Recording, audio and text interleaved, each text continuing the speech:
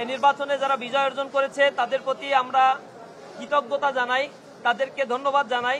যারা বিজয় অর্জন করতে পারে নাই, আমরা মনে করি রাজশাহী বিশ্ববিদ্যালয় সবার, এই বিশ্ববিদ্যালয়ের শিক্ষার্থী সবাই, সুতরাং তারা সকলে একসাথে পরিবার হয়ে এই বিশ্ববিদ্যালয়কে গড়ে তোলার জন্য তারা কাজ করবে। নির্বাচনের সময় জয় পরাজয় এটা স্বাভাবিক বিষয়, কিন্তু বিশ্ববিদ্যালয়ের স্বাভাবিকভাবেই ছাত্র সংশ্লিষ্ট কার্যক্রম পরিচালনার ক্ষেত্রে আমরা বিশ্বাস করি যারা আজকে পরাজিত হয়েছে বা বিজিত হয়েছে এ সকল শিক্ষার্থীরা দীর্ঘ সময় লড়াই সংগ্রামের আন্দোলনের সামনে ছিল। ফ্যাসিবাদ বিরোধী আন্দোলনে আমরা দেখেছি তাদের অবদানগুলো অনেক ছিল, অনেক ত্যাগ তিতিক্ষা তারা করেছে। সুতরাং আমরা বিশ্বাস করি রাজশাহী বিশ্ববিদ্যালয়কে গড়ে তোলার জন্য তারা কাঁধে কাঁধ মিলিয়ে একতাবদ্ধ হয়ে কাজ করবে। কোন দলের এজেন্ডা বাস্তবায়নের জন্য রাজশাহী বিশ্ববিদ্যালয় নির্বাচিত করে নাই ছাত্র সংসদ। ছাত্র সংসদ শিক্ষার্থীরা তাদেরকে ম্যান্ডেট দিয়েছে। আমরা বোল্ডলি বলছি, প্রতিটা বিশ্ববিদ্যালয়ের ক্ষেত্রে যে কমিটমেন্ট এখানে দেয়া হয়েছিল প্রতিটি শিক্ষার্থীর প্রতি এই কমিটমেন্টগুলো যাতে নির্বাচিত প্রতিনিধিরা বাস্তবায়ন করে, সেই ক্ষেত্রে আমাদের উদাত্ত আহ্বান থাকবে, আমরা তাদেরকে সহযোগিতা করব। আমি এই বিজয়টা উৎসর্গ করতে চাই আমাদের সেই আধিপত্য বিরোধী যেই লড়াই থেকে আমার যাত্রা শুরু, সেই ফিলিস্তিনের আমাদের সেই নির্যাতিত মুসলিম ভাই বোনদের প্রতি উৎসর্গ করতে চাই।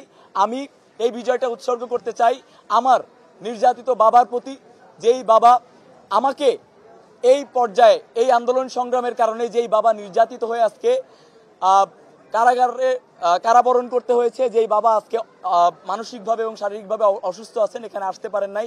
আমি এই বিজয় উৎসর্গ করতে চাই আমার মাকে, যিনি জুলাই গণঅভ্যুত্থান থেকে প্রত্যেকটি সংগ্রামে যিনি নীরবে নিভৃতে আমাকে পরামর্শ দিয়ে গিয়েছেন, যিনি একজন আনএক্সপেক্টেড পলিটিশিয়ান আমার জীবনে, যিনি প্রত্যেকটা পদক্ষেপে আমাকে পরামর্শ দিয়ে আজকে এই পর্যন্ত নিয়ে এসেছেন। রাকসুতে আমি ক্রীড়া সম্পাদক পদে জয়ী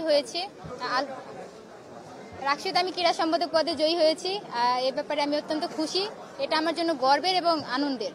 তো রাজশাহী বিশ্ববিদ্যালয়ের শিক্ষার্থীরা আমার প্রতি সেই বিশ্বাসটা রেখেছেন এবং তাদের মূল্যবান ভোটটি আমাকে দিয়েছেন যে রাজশাহী বিশ্ববিদ্যালয়ের ক্রীড়া উন্নয়নে আমি কাজ করতে পারবো সেই জায়গাটা থেকে।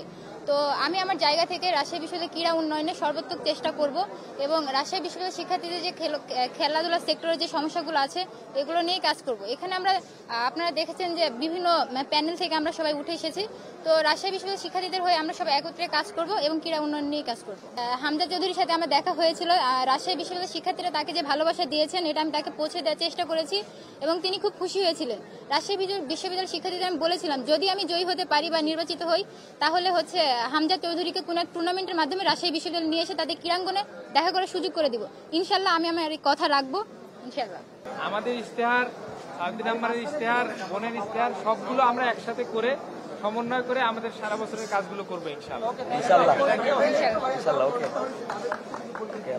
বলেছি তো যারা পরাজিত হয়েছেন, আমি পরাজিত বলবো না, যারা বিজিত হয়েছেন তারাও আমাদের সহযোদ্ধা।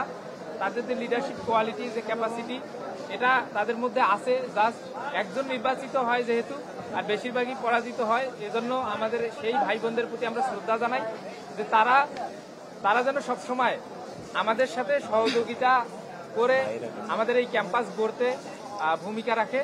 আমরা চাইবো যে তারা এবং আমরা সবাই মিলে একসাথে কাজ করবো ইনশাআল্লাহ।